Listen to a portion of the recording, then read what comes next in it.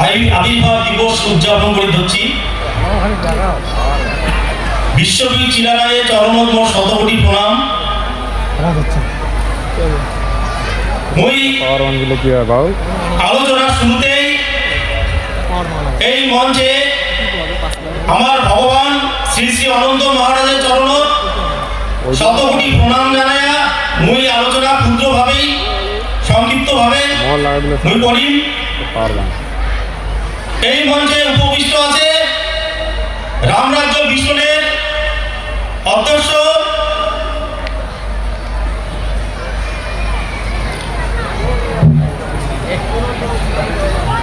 রাজেন্দ্র সিং নামিকা মহাশয়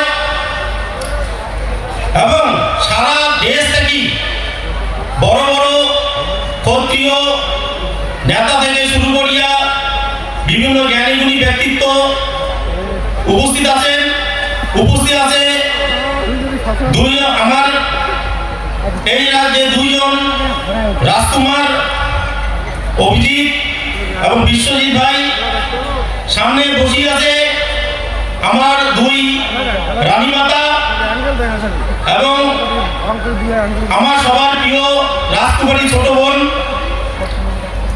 সর্বোপরি তোমরা যারা সামনে বসিয়ে আছেন, যার জন্য আমরা মাথা উঁচু করে গর্ব করি, গর্ব পাই যে আমার এই ভূখণ্ডের শ্রদ্ধেয় ব্যক্তিগণ মানিমুনি ব্যক্তিগণ বসে আছেন, তার চরণ মোর শতকোটি প্রণাম।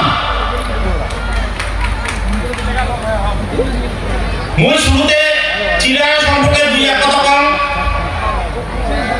যে চিলারায়ের কাছ থেকে আমরা সব থেকে বেশি যেটা আমরা শিখব সেটা হচ্ছে ভ্রাতৃত্ববোধ। নরনারায়ণের সময় উমরা ছিল প্রধান সেনাপতি এবং আমরা যেটা রামরাজ্যের সময় ভরতের দাদার প্রতি যে ভালোবাসা দেখছিল সেটা আমরা দেখতে পাচ্ছি যে নরনারায়ণ মাথায় রাখিয়া রাজা হিসেবে মানিয়া বহু দেশ বহু রাজ্য জয় করছে। পাশাপাশি এটা কথা চলে বিপম আজকের দিনত এসআইআর নিয়ে যে ব্যাপার চলছে, মতো মন্ডা কয় চিলেরাই যদি কাটলে হয় উমাকে হয়তো নোটিশটা ধরে দিলে হয়। কেন করিয়া উমা ভাই বোন ছিল মেলা প্রায় 16 জন। পাশাপাশি উমার কিন্তু মূল নাম ছিল প্রিন্স শুক্ল দাস, পরে তার নাম হল চিলারায়। তাহলে দুইটা নাম হয়ে গেল না, তাহলে মনে মতো নোটিশটা ধরে দিলে হয় এসআইআর। তো যাই হোক, এটা একটা মূল কথা চলে বলুন, কিন্তু মই পরিষ্কার ভাবে একটা কথা চান, ঘুমন্ত সিংহ কখনো খোঁচাখুচি করতে নাই। সিংহ যদি একবার জাগি যায় তাহলে খুব যারা খোঁচাখুচি করে তার কখনো দুঃখই আছে। আমরা সিংহের সেই বলশালী, সেই সিংহের মতো রক্ত আমার শরীরত আছে। আমরা ঘুমিয়ে যাচ্ছি, কিন্তু এর মানে এই নয় আমরা মরে গেছি। আমরা কিন্তু ঘুমিয়ে যাচ্ছি। বেশি খোঁচাখুচি করলে যখন সিংহ জাগি ওঠে তখন কখনো যে কি দুঃখ হয় সেটা হারে হারে কেন যাবে। আমরা এটাকে মানি ভাই আমার নোটিশ দেয় যে এসআইআর এর নোটিশ, আমার পরিচয় জায়গায় যাই বাইরে থেকে আছে সেই লোকগুলো আমার পরিচয় চায়। উনার দুঃসাহস দেখে আমার অবাক লাগে। আজকে মালিকের বাড়িতে আসিয়া বাইরে লোক আসিয়া তোমরা কায় এটা কি আছেন। তো মুই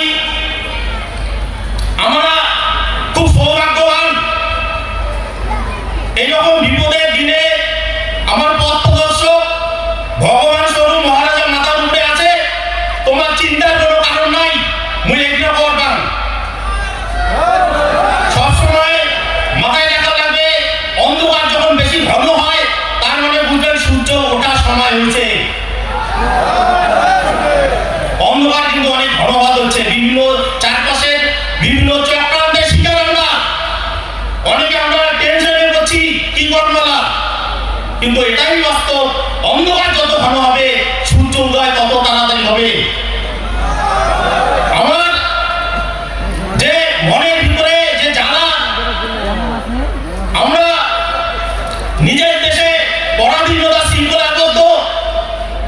সেই জ্বালাটা কিন্তু আমরা সঠিক সময়ে সঠিকভাবেই কিন্তু আমরা সেই জ্বালা মেটাবো।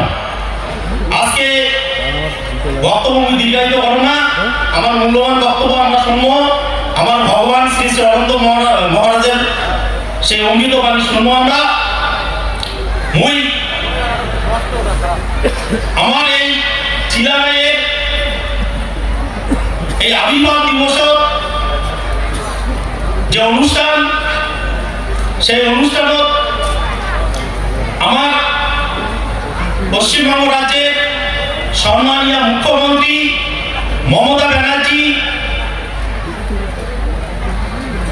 উমরা এখন শুভেচ্ছা বার্তা পাঠাইছে।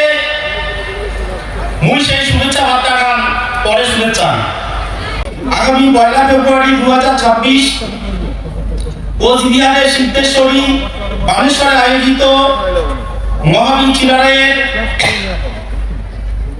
জন্মবার্ষিকী উদযাপন অনুষ্ঠানে আমাকে আমন্ত্রণ জানানোর জন্য আপনাদের সবাইকে আমি আন্তরিক ধন্যবাদ জানাই। মহাবীর চিলারায় কোচ জনগোষ্ঠী সৌর্য, শক্তি, প্রজ্ঞা ও গরিমা এবং মানবতাবাদের এক উজ্জ্বল প্রতীক। তার নেতৃত্ব বীরত্বে কোচ রাজবংশ তার সর্বোচ্চ গৌরব ও মহিমা অর্জন করেছিল। শুধু রাজবংশী সমাজকেই নয়, বাংলা ও সমগ্র ভারতের ভাবি প্রজন্মকে তিনি অনুপ্রাণিত করেছে। মহাবীর চিলারায়ের চিরস্মরণীয় উত্তরাধিকারীকে সম্মান জানিয়ে রাজ্য সরকার কোচবিহারে 15 ফুট উচ্চতা সম্পন্ন তার সুবিশাল মূর্তি স্থাপন করেছে, যা এখন জেলার গুরুত্বপূর্ণ নিদর্শন হিসাবে গড়ে উঠেছে। এছাড়াও মহাবীর চিলারায় রোড এবং মহাবীর চিলারায় কমিউনিটি হল নির্মাণ তার অসামান্য জীবন ও অবসরীয় অবদানের প্রতি আমাদের গভীর শ্রদ্ধা নিবেদনের আরো কিছু নিদর্শন। এই গৌরবময় আয়োজনে উপস্থিত থাকতে পারলে আমি অত্যন্ত আনন্দিত হতাম, কিন্তু পূর্ব নির্ধারিত কর্মসূচির কারণে এবারের অনুষ্ঠানে আমার পক্ষে উপস্থিত থাকা সম্ভব হচ্ছে না। কিন্তু এ কথা জানবেন, আমার হৃদয় ও ভাবনা আপনাদের সঙ্গে থাকবে। অনুষ্ঠানের প্রাকালে ভারতবর্ষের বীর সন্তান মহাবীর চিলারায়কে আমার অন্তরে শ্রদ্ধা জানাই এবং অনুষ্ঠানের আয়োজকদের এবং আমার সকল রাজবংশী মা ভাই বোনদের আমার আন্তরিক শুভেচ্ছা ও অভিনন্দন জানাই। অনুষ্ঠান সর্বাঙ্গীন সফলভাবে এই কামনা করি। ভালো থাকবেন, সুস্থ থাকবেন। নমস্কার, শুভেচ্ছা সহ মমতা বন্দ্যোপাধ্যায়। এটা একটা শুভেচ্ছা বার্তা পাঠাইছে, আমারও তরফ থেকে একটা ধন্যবাদ জ্ঞাপন করলাম শুভেচ্ছা বার্তা পাঠানোর জন্য। তো মুই আরো শেষে সবার সামনে নতজন্ম হইয়া মুই এই প্রার্থনা রাখুন, এই লড়াইটা আমার শেষ লড়াই। আমরা কোনোদিন পিঠ দেখাই না, সামনের দিকে এগিয়ে যাই। তাই মুই মনে করো আগামী দিনে আমরা সবাই একসঙ্গে একসাথে মহারাজের নির্দেশে আমার সংগ্রাম, লড়াই, আমার আত্মত্যাগ আরো নতুন করে প্রমাণ দেওয়া লাগবে। তো এই মুই কামনা রাখুন, সবার প্রতি আশা রাখুন, আকাঙ্ক্ষা রাখুন, সবাই একসঙ্গে আমরা লড়াইটা লড়বো। সবার আরো মুই শত কোটি প্রণাম জানিয়া মোর বক্তব্য শেষ